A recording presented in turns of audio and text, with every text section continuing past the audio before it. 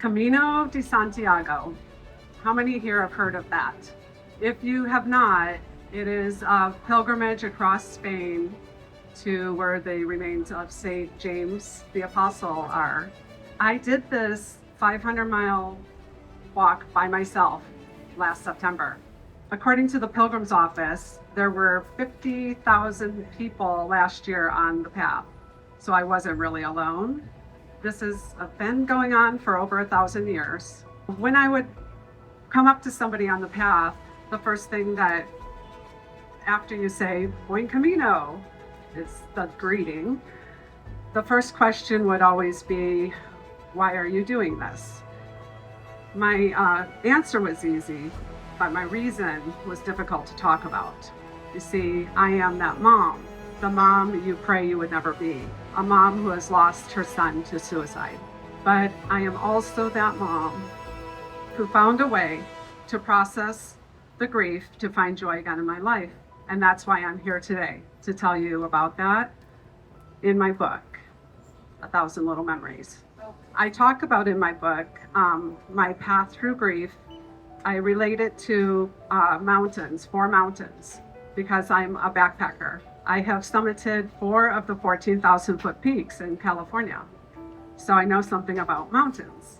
The first one being the Mountain of Shock was the initial time when I first found out, and it was very difficult. My heart was crushed. Your body goes into a natural protective state of numbing, and I experienced this for a while. It protects you from the full impact of what you've just had go on. At this time, people came in and helped me. People will come in and help you, and you need to allow this. This is really helpful. It can actually be a very dangerous time because your mind isn't really fully functioning. Sometimes I would find myself edging on the couch. That was one of the ways I really got through this and distracted myself from the pain. But I started feeling more of the pain, and the thoughts of what happened were cycling in my mind, and I realized I needed help. So the next mountain that I entered in is the Mountain of Hope. This is where I found therapies that really helped me. EMDR treatment, if you're not familiar with that, I write about it in my book. It's a very powerful way to help with post-traumatic stress, which I was experiencing, especially in the memory of finding out about Jack, and it was keeping me from sleeping. So after that treatment, I was able to sleep. The other treatment that was most helpful to me was the grief recovery method. This is an action-based, systematic way to process through losses. I found that not only the loss of Jack, but I had 6 other major losses from my past that I was able to work through with this program. If you're interested in this at all, you can look at my website or my email to get information about it. So the next mountain that I went through was, after going through these treatments, I realized that I was at a place where who I was before Jack died, I was no longer that person. And I needed to recreate who I was going to be going forward. So the Mountain of Recreation is a time when I was really fortunate to meet Lisa Jimenez. She told me about her book, The Mindset Reset, and she happened to have this program to rediscover a purpose in their life, and part of it was a 6-month coaching program, which included a trip to Paris. So how could I say no to that? Pretty awesome. But it really helped me on the road of recovery to be in this and have something to do, be working towards. Then I went into another program with her, and we went to Vienna. I just started saying yes to opportunities, to traveling with my friends, to discovering new things. And it was, the more I said yes, the more I felt like I was getting better. And then I also decided to write a book about what I did, and that's what this is. Here we are. I found as I was going through these yeses and these opportunities, it naturally made me want to give back to others and to help others. So the last mountain is the Mountain of contribution. I was asked to be the parish nurse at my church, St. James Episcopal in Newport Beach.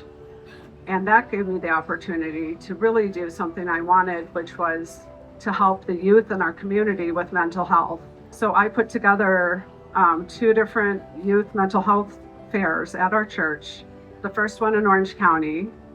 The feeling that I had when I was able to do this, to reach out and give information that I did not have, to make sure that kids know and parents know how important your mental health is, just as important as every other aspect of your life. Doing that and writing my book, and I became a certified grief recovery specialist.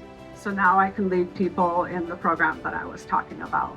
I would like to ask anybody here, if you know someone in grief right now, to get a copy of my book and give it to them. It has a lot of information in there that I could really help somebody that's going through this right now. I want to leave you with a story. I'm going to bring you all with me back to the Camino, to a very special day. There were so many magical things that happened on that journey, and this one in particular stood out.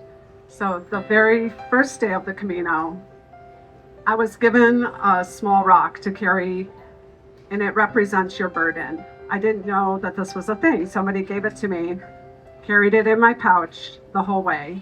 And the intention is to take it to the highest point of the Camino Frances, to the Iron Cross, and leave it there. I also had a picture of Jack that I had on my backpack, and my intention was to also leave that at the Iron Cross. So that day, as I said, sometimes I was alone, and that day I just happened to be walking alone for the whole entire day when I was approaching the Iron Cross.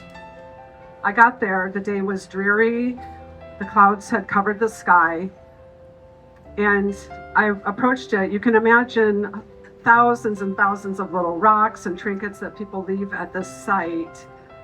Just the power of that. It was just amazing to see. I walked up and I was able to carefully lean forward and place my rock and Jack's picture right at the base of the cross.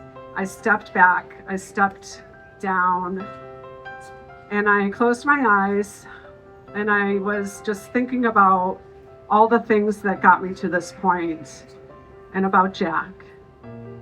And a really miraculous thing happened. I felt warmth on my face. And then I opened my eyes, and the clouds had parted right behind the cross, and the sun was shining directly behind the cross right onto my face. And in that moment, I realized that I was going to be okay, and that Jack is okay, and that he's with me forever. Thank you.